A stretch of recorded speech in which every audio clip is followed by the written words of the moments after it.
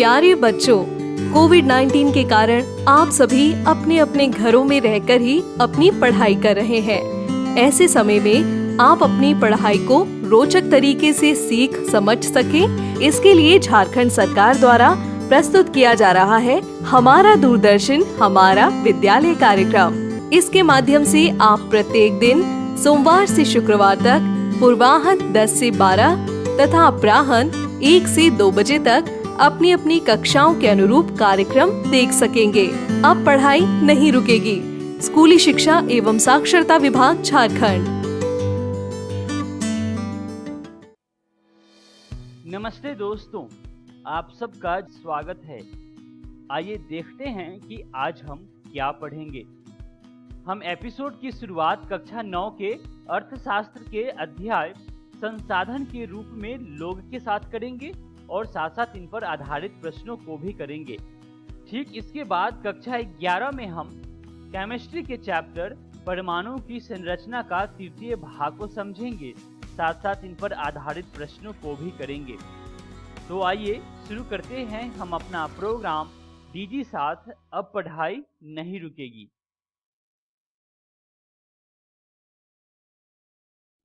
नमस्कार दोस्तों, आज हम संसाधन के रूप में लोग नामक अध्याय का दूसरा भाग पढ़ने वाले हैं। वीडियो को देखने से पहले देख लेते हैं आज हम क्या क्या पढ़ेंगे। आज हम पुरुषों और महिलाओं के आर्थिक क्रियाकलापों की चर्चा करेंगे। उसके बाद जनसंख्या की गुणवत्ता और शिक्षा, इन दो बिंदुओं पर भी नजर डालेंगे। तो चलिए शुरू करते हैं।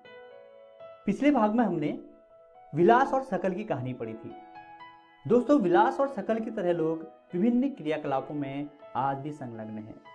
हमने देखा था विलास मछलियां बेचता था और शकल को एक फर्म में नौकरी मिल गई थी। दोस्तों, इन क्रियाकलापों को 3 क्षेत्रों को में बांटा गया है, अर्थात 3 क्षेत्रों में बांटा गया है। पहला क्षेत्र है प्राथमिक क्षेत्र, दूसरा है द्वितीयक क्षेत्र और तीसरा है तृतीयक क्षेत्र। प्राथमिक क्षेत्र के अंतर्गत कृषि और कृषि संबंधी अन्य क्रियाकलापों को रखा जाता है। इसके साथ साथ पशुपालन, मत्स्य पालन और मुर्गी पालन भी कृषि क्षेत्र के अंतर्गत आते हैं। दूसरा है द्वितीयक क्षेत्र, जिसके अंतर्गत विनिर्माण कार्य, उद्योग धंधे इत्यादि शामिल किए जाते हैं। तृतीयक क्षेत्र में, जिसे हम सेवा क्षेत्र भी कहते हैं, इसके अंतर्गत व्यापार, सेवाएं, पर्यटन, शिक्षा इत्यादि विषयों को रखा जाता है। ये क्रियाकलाप राष्ट्रीय आय में मूल्य वर्धन करते हैं। ये सभी क्रियाएं आर्थिक क्रियाएं कहलाती हैं। आर्थिक क्रियाओं को भी 2 भागों में बांटा जा सकता है। पहला है बाजार क्रियाएं, दूसरा है गैर बाजार क्रियाएं। बाजार क्रियाओं में वेतन या लाभ के उद्देश्य से कार्य किया जाता है और कार्य करने वालों को पारिश्रमिक प्राप्त होता है। इसके अलावा गैर बाजार क्रियाएं उन्हें कहते हैं जहां पर अपना और अपने परिवार के जीविकोपार्जन के लिए काम किया जाता है। यहाँ पर किसी को किसी काम के लिए कोई सैलरी, कोई वेतन कुछ नहीं दिया जाता। ऐतिहासिक और सांस्कृतिक कारणों से परिवार में महिलाओं और पुरुषों के बीच श्रम का विभाजन होता है। आमतौर पर महिलाएं घर के कामकाज देखती हैं और पुरुष खेतों में काम करते हैं। महिलाएं घर के छोटे मोटे काम करती हैं, कपड़े धोती हैं, घर की सफाई करती हैं और अपने बच्चों की देखभाल करती हैं। शिक्षा और कौशल बाजार में किसी व्यक्ति की आय के प्रमुख निर्धारक हैं। शिक्षा व्यक्ति के पास उपलब्ध आर्थिक अवसरों को और अधिक बेहतर बनाती है। अधिकांश महिलाओं के पास बहुत कम शिक्षा और निम्न कौशल स्तर है। पुरुषों की अपेक्षा महिलाओं को पारिश्रमिक भी कम ही मिलता है। अधिकतर महिलाएं वहां काम करती हैं जहां नौकरी तथा कानूनी सुरक्षा का अभाव है। अनियमित रोजगार और निम्न आय इन क्षेत्र की विशेषताएं होती हैं। फिर भी दोस्तों, उच्च शिक्षा और उच्च कौशल वाली महिलाओं को पुरुषों के बराबर वेतन भी मिलता है। संगठित क्षेत्र में शिक्षण और चिकित्सा उन्हें सबसे अधिक आकर्षित करती है। कुछ महिलाओं ने सामान्य नौकरियों के अलावा प्रशासनिक और अन्य सेवाओं में भी प्रवेश कर लिया है। चलिए दोस्तों, अब जनसंख्या की गुणवत्ता को देख लेते हैं। जनसंख्या की गुणवत्ता साक्षरता दर, जीवन प्रत्याशा से निरूपित व्यक्तियों के स्वास्थ्य और देश के लोगों द्वारा प्राप्त कौशल निर्माण पर निर्भर करती है। जनसंख्या की गुणवत्ता अंततः देश की समृद्धि दर निर्धारित करती है। दोस्तों, निरक्षर और अस्वस्थ जनसंख्या अर्थव्यवस्था पर बोझ होती है, वहीं साक्षर और स्वस्थ जनसंख्या हमारी परिसंपत्ति बन जाती है। आइए शिक्षा के बारे में थोड़ा देख लेते हैं। दोस्तों, अपने जीवन के प्रारंभिक वर्षों में प्राप्त की गई शिक्षा भविष्य में अच्छे वेतन और अच्छी नौकरी का एक कारण बनती है।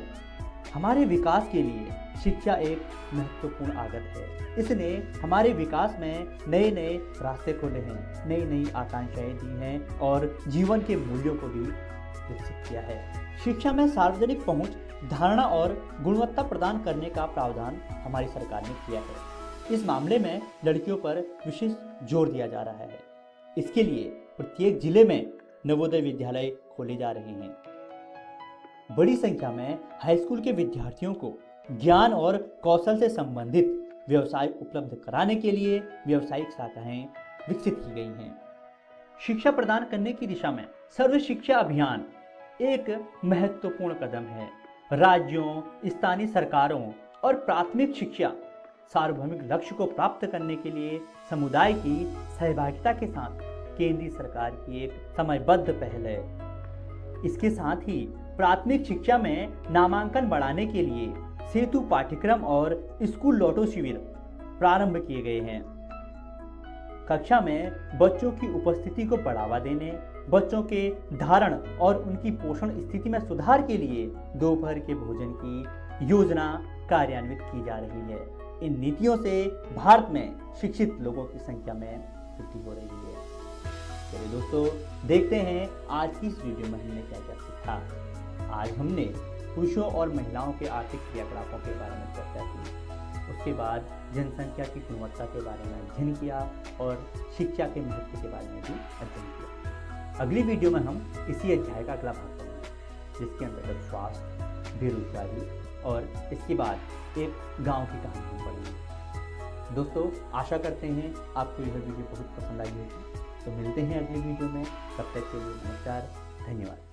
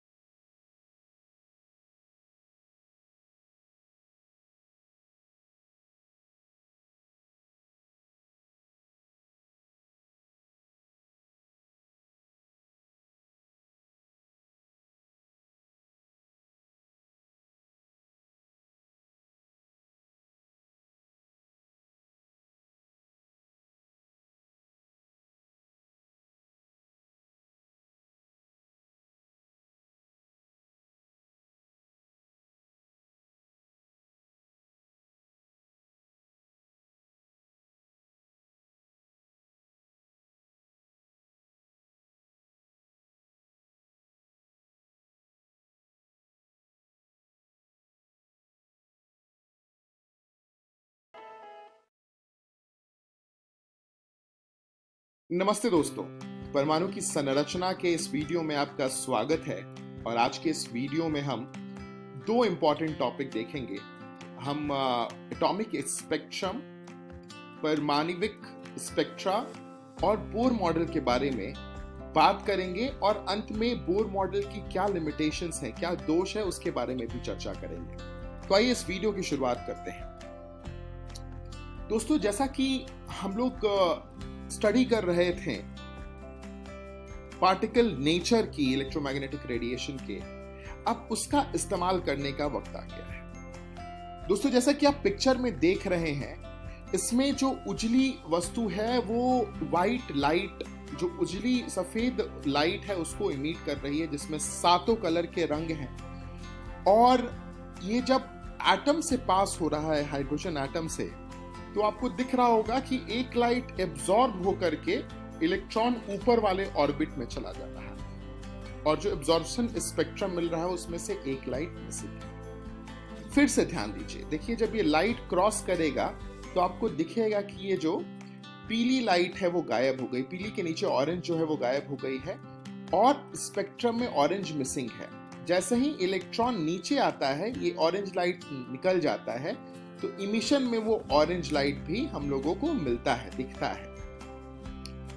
तो दरअसल जो बोर मॉडल है वो हाइड्रोजन एटम के लिए ये बहुत अच्छे से एक्सप्लेन कर पाता है, जहां ये कहता है कि जो लाइट इससे क्रॉस हो रही है, इलेक्ट्रॉन उससे एक पर्टिकुलर वेवलेंथ का लाइट को ऑब्जॉर्व करके अपने ऑर्बिटल को चेंज कर लेता है, ऊपर चला जाता है, और जब वो ऊपर से इलेक्ट्रॉन नीचे आता है, जैसे कि इलेक्ट्रॉन ऊपर है अभी, और जैसे ही इलेक्ट्रॉन नीचे आता है एक ऑरेंज लाइट ये छोड़ देता है, और इमिशन में हमें ऑरेंज लाइट दिखती है। तो ये स्पेक्ट्रम है, आपको समझ में आना चाहिए। जब लाइट जा रहा है एटम पर, तो इलेक्ट्रॉन उसके एक कोई वेवलेंथ को, एक फ्रीक्वेंसी पर जो लाइट है उसको एब्जॉर्ब करके अपना ऑर्बिटल बदल ले रहा है, और फिर जब वो ऑर्बिटल वापस नीचे आ रहा है तो वो लाइट इमिट कर दे रहा है।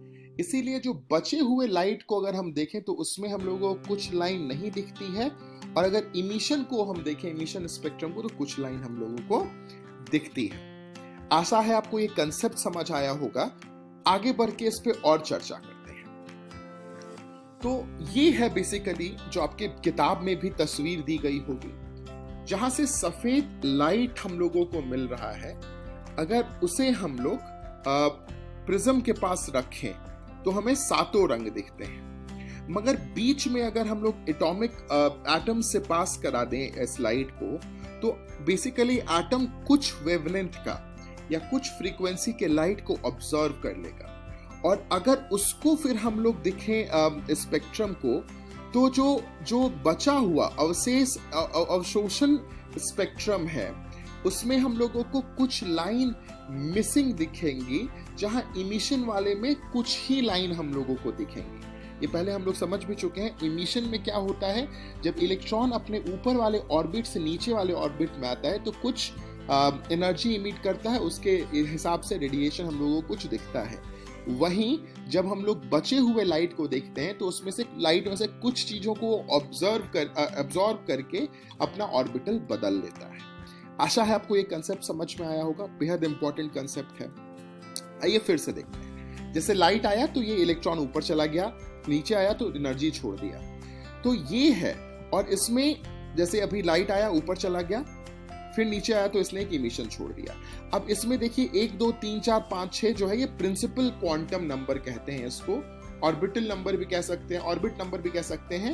1 2 3 4 5 6 जो N1 N2 N3 N4 N5 है, ये ऑर्बिट का नंबर है जो हम लोग को दिया गया है, और लाइट का इमिशन प्राप्त करके ये ऊपर जो जाता है और फिर नीचे आता है। इस तरीके की चीजें होती हैं। तो आशा है आपको ये समझ में आया होगा। आइए इसी पे और चर्चा करते हैं, और हम लोग ये देखते हैं कि कैसा हो रहा है ये। इसको अगर 2 ऑर्बिट में देखें तो जब ये ऊपर रह रहा है तो एनर्जी छोड़ रहा है, नीचे आ रहा है तो, और नीचे वाले ऑर्बिट से ऊपर जाने के लिए इसको एनर्जी लेना पड़ रहा है। ये आपको चित्र के माध्यम से, इस ग्राफिक्स के माध्यम से, इस एनिमेशन के माध्यम से समझ आया होगा।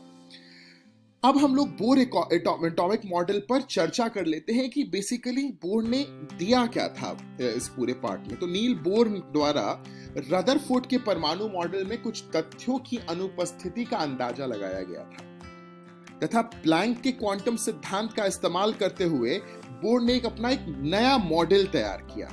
यह मॉडल नील बोर द्वारा परमाणु के संबंध में पेश किया गया था।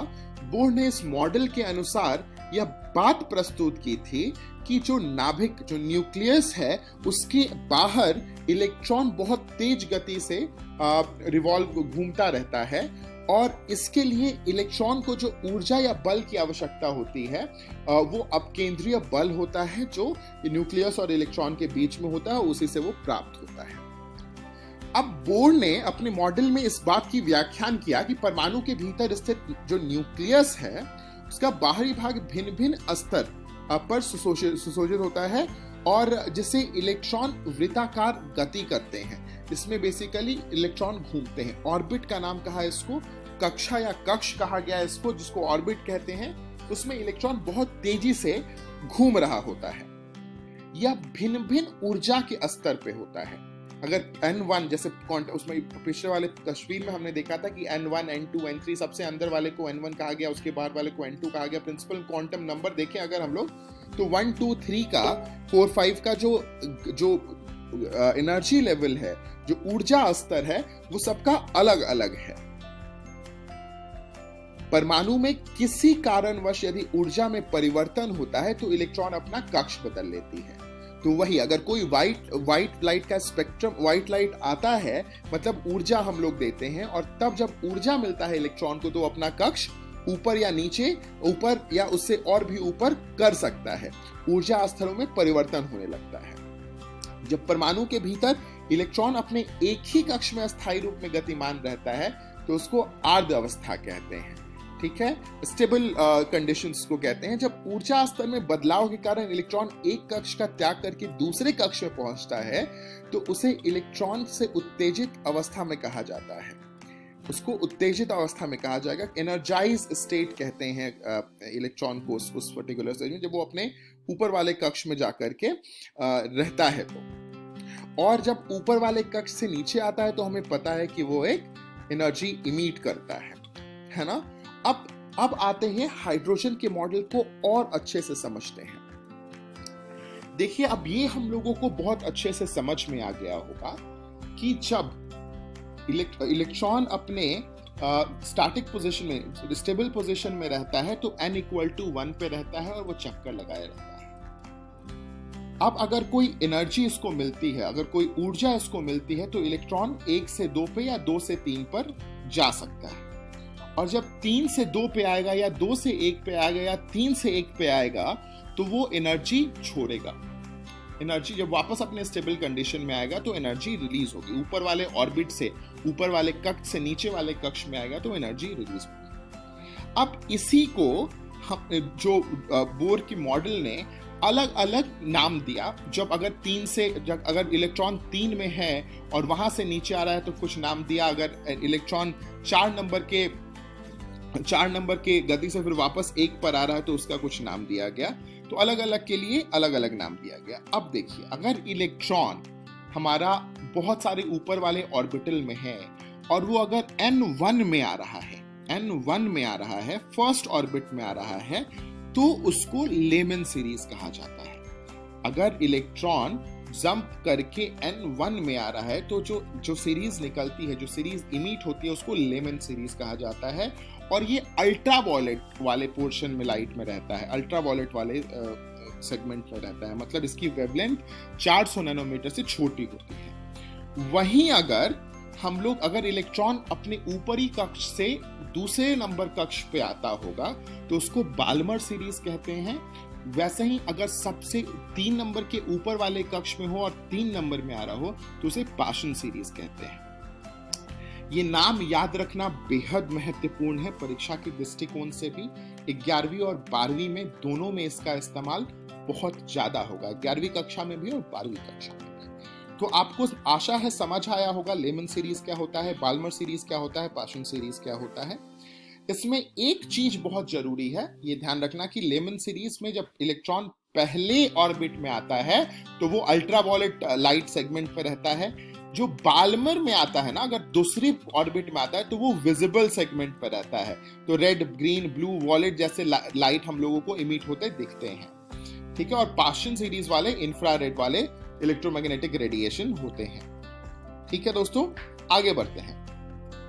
अब इसमें हमें यह समझना जरूरी है कि ये इंफ्रारेड, अल्ट्रावायलेट रेड और या फिर विजिबल, ये पता कैसे चला। तो अगर हम लोगों को एनर्जी के ऑर्बिटल्स पता हैं तो हम लोगों को ये पता है कि अगर इलेक्ट्रॉन 3 से 2 में आ रहा है तो कितना एनर्जी छोड़ा होगा।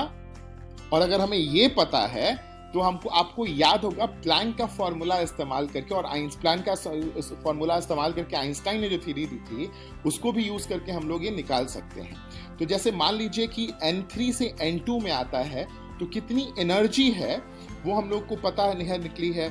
और फोटोन का एनर्जी कैसे निकालते हैं? h म्यू से निकालते हैं। आपको पता है कि फोटोन में कितनी एनर्जी होती है? h mu. Planck's constant h होता है। तो अगर h से भाग दे दिया जाए इस एनर्जी को तो हम लोगों को उसकी फ्रीक्वेंसी पता चल जाएगी। और अगर फ्रीक्वेंसी पता चल गई तो c अपॉन म्यू करके लैम्डा निकाल सकते हैं। और लैम्डा पता चल गया या फ्रीक्वेंसी पता चल गई तो हम बता सकते हैं कि अल्ट्रावायलेट में है या विजिबल में है या इंफ्रारेड में है ना दोस्तों। तो बहुत आसान है। इसका फॉर्मूला यही होता है कि nu equal to delta E by h. Delta E क्या होता है? E2 minus E1। कौन से ऑर्बिट से किस कोस में जा रहा है? ई वाला पहला ऑर्बिट और जिसमें जंप किया वो दूसरा होता है। तो E2 माइनस E1 मतलब हम लोग अगर इलेक्ट्रॉन N3 से N2 में जा रहा है तो E3 माइनस E2 करेंगे। अगर दूसरे से पहले में जा रहा है तो E2 माइनस E1 करेंगे। इस तरीके से हम लोग निकाल सकते हैं कि उसकी फ्रीक्वेंसी क्या होगी। ठीक इसी तरह क्वांटाइजेशन बोर्ड ने अपने मॉडल में प्रपोज किया था जो बहुत ज्यादा इंपॉर्टेंट है समझना। उन्होंने ये कहा था कि जो एंगुलर मोमेंटम है इलेक्ट्रॉन का वो जो है वो इंटीग्रल फॉर्म होता है h अपॉन 2 का। h प्लैंक कांस्टेंट है। उन्होंने ये कहा था कि जो angular momentum mvr mass of electron into velocity into radius is equal to nh upon 2 जहां n इंटीजर होगा 1 2 3 4। तो ये जो इलेक्ट्रॉन का मोमेंटम होगा वो हमेशा nh अपॉन 2 के बराबर होगा। ये एक इंपॉर्टेंट कंक्लूजन था बोर के मॉडल का जो बहुत ज्यादा जिसकी सराहना की गई थी और ये वैलिड भी हो रहा था हर जगह। अभी इसी मॉडल केस का इस्तेमाल करके हम ये भी निकाल पाते हैं कि हर ऑर्बिट का रेडियस क्या है। हाइड्रोजन के केस में ये होता है n square into a naught constant होता है जो 52.9 picometre 10 to the power minus 12 picometre के बराबर होता है। Rn इक्वल टू जो रेडियस होता है किसी भी ऑर्बिटल का वो n स्क्वायर a नॉट होता है। ये सारे फॉर्मूलाज आप प्लीज नोट करते जाइएगा और उसको दोहराते जाइएगा। याद रखना बेहद जरूरी है, इस पर प्रश्न आ सकते हैं। ठीक इसी प्रकार किसी भी ऑर्बिट का एनर्जी कितना है ये भी हम निकाल सकते हैं। वो कैसे निकाला जाता है? रिडबर्ग कांस्टेंट के माध्यम से निकाला जाता है। Minus RH 1 upon n square. ये हाइड्रोजन के केस में 1 अपॉन n स्क्वायर होता है और n जहां ऑर्बिट का नंबर है। अगर 1 डालेंगे तो फर्स्ट ऑर्बिट का एनर्जी निकाल सकते हैं हम। 1 n की जगह 1 डालेंगे 1 स्क्वायर 1 होता है तो रिडबर्ग कांस्टेंट के बराबर ही आ जाएगा -2.18 into 10 to the power minus 18 joule, जिसको इलेक्ट्रॉन वोल्ट में भी लिख सकते हैं -13.6। अब इसी तरह अगर किसी दूसरे एटम का निकालना है, हाइड्रोजन नहीं किसी और का, तो उसके लिए एनर्जी ऑफ ऑर्बिटल क्या होता है? -2 Rydberg constant -2.18 into 10 to the power minus 18 z square upon n square. वहां 1 अपॉन n स्क्वायर इसलिए था क्योंकि एटॉमिक नंबर हाइड्रोजन का 1 होता है तो z की जगह 1 डाल दिया गया था। यहाँ किसी दूसरे एटम के लिए भी हम निकाल सकते हैं z square upon n square से। और रेडियाई हम लोगों को पता ही है रेडियस कैसे निकालते हैं, वो भी 52.9 n स्क्वायर अपॉन z हो जाता है जहां z एटॉमिक नंबर है और n ऑर्बिटल नंबर है। तो अगर हम लोग हीलियम प्लस के लिए निकालना चाहते हैं तो हीलियम प्लस में भी 1 इलेक्ट्रॉन होता है और हीलियम का एटॉमिक नंबर 2 होता है तो z की जगह 2 डालना होगा। उस तरीके से हम अलग अलग ऑर्बिट के एनर्जी और अलग अलग ऑर्बिट के रेडियस भी निकाल सकते हैं। ठीक है दोस्तों, आशा है आपको समझ में आया होगा। फॉर्मूले जरूर नोट करिए, रिवाइज करते रहिए, याद करिए और इस पे बेस्ड सवाल बनाते रहिए जो आपके किताब में भी दिया गया है, सॉल्व्ड एग्जांपल्स में भी और पीछे किताब के एंड में अनसॉल्व्ड भी है, बिल्कुल बनाइए। ठीक है, अब आगे आते हैं। अब यही देखते हैं कि जो एनर्जी का डिफरेंस है वो भी हम निकाल सकते हैं अगर हम लोग को पता हो कि कौन से ऑर्बिटल से कौन से ऑर्बिटल में इलेक्ट्रॉन गया है, कौन से ऑर्बिट से कौन से ऑर्बिट में इलेक्ट्रॉन गया है। तो RH 1 upon n square minus 1 upon n square n initial n final square करके हम लोग इसका निकाल सकते हैं। ni मतलब n इनिशियल, पहली अवस्था क्या थी इलेक्ट्रॉन की, कौन से ऑर्बिट में था, और nf मतलब n फाइनल, जो फाइनल पोजीशन है ऑर्बिट की वो क्या है। इससे हम लोग एनर्जी आराम से निकाल सकते हैं डेल्टा E। और इस हिसाब से हम लोगों को अगर एनर्जी निकल जाती है तो हमें पता है कि हम फ्रीक्वेंसी भी निकाल सकते हैं प्लैंक का फॉर्मूला इस्तेमाल करके। h म्यू इक्वल टू ई वाले में डेल्टा E वाले में और h प्लैंक कांस्टेंट से डिवाइड करेंगे तो हमें एनर्जी मिल जाएगी। आसान है। अगर आप शुरू से इसको प्लैंक कांस्टेंट, प्लैंक की क्वांटम थ्योरी से अगर आप इसको रिलेट करेंगे तो सब कुछ आसान होता चला जाएगा आपके लिए। रिवाइज करते रहिए बस। ठीक है दोस्तों, आगे बढ़ते हैं और अब देखते हैं कि बोर की परमाणु मॉडल की कमियां क्या थी। बोर ने जो ये मॉडल प्रस्तुत किया उसमें ज़ीमैन इफेक्ट की व्याख्या नहीं की गई थी। जो दूसरा बड़ा कमी ये था कि मॉडल ये केवल एक इलेक्ट्रॉन के लिए ही सत्य था। जहां भी सिर्फ एक इलेक्ट्रॉन है वहीं ये सत्य था। जैसे हाइड्रोजन में सत्य था, हीलियम प्लस में सत्य था, लिथियम 2+ में सत्य था। तो इसी तरीके के मॉडल में ये सत्य था। बोर के परमाणु मॉडल के अनुसार परमाणु की कक्षाएं वित्तीय होती हैं, लेकिन समरफील्ड ने परमाणु की कक्षाओं को दीर्घवृत्तीय बताया था। तो ये भी एक लिमिटेशन था। स्पेक्ट्री रेखाओं की तीव्रता की व्याख्या नहीं की गई थी कि कितने तीव्र होते हैं। कुछ परमाणु जैसे सोडियम आदि के 2 स्पेक्ट्रम दिखाई देते हैं। इसकी व्याख्या भी ये बोर के परमाणु मॉडल में नहीं की गई थी। परमाणु के नाभिक को बोर ने स्थिर माना था, लेकिन नाभिक भी अपने अक्ष पे परितः घूर्णन करता रहता है। इसके बारे में भी कोई व्याख्या नहीं थी। तो बोर ने एक ऐसा मॉडल दिया था जो रदरफोर्ड मॉडल से बहुत अच्छा था, मगर इसमें भी दोष था और ये दोष हैं। इसको याद जरूर रखिएगा, समझने की कोशिश करिएगा और फिर यहाँ जाकर के हमारा पूरा Bohr model structure of atom का खत्म होता है। और आप देखते हैं कि हमने आज क्या पढ़ा। आज हमने एटॉमिक स्पेक्ट्रम पढ़ा, आज हमने बोर मॉडल की चर्चा की। धन्यवाद दोस्तों। आशा है आप नोट्स लेकर के अच्छे से पढ़ाई करते रहेंगे और सवालों को बनाएंगे। धन्यवाद। नमस्ते दोस्तों, आशा करता हूं कि आपको बहुत कुछ सीखने को मिला होगा। आइए देखते हैं कि आज हमने क्या पढ़ा। आज हमने कक्षा 9 में अर्थशास्त्र के चैप्टर संसाधन के रूप में लोग को पढ़ा। ठीक इसके बाद कक्षा 11 में हम केमिस्ट्री के चैप्टर परमाणु की संरचना को पढ़ा।